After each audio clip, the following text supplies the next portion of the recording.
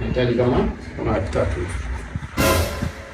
zangu kwa baby.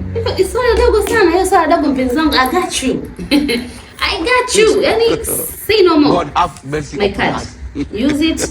Utakapokuwa tayari kurudisha, utarudisha. Take your time, okay?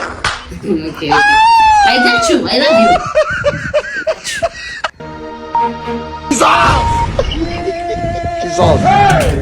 Habari. Mimi ni mwanamke shujaa ambaye nina support na kusaidia familia yangu. Mwanamke huyu shupavu na shujaa kweli kweli ni mfano wa kuigwa hapa Tanzania.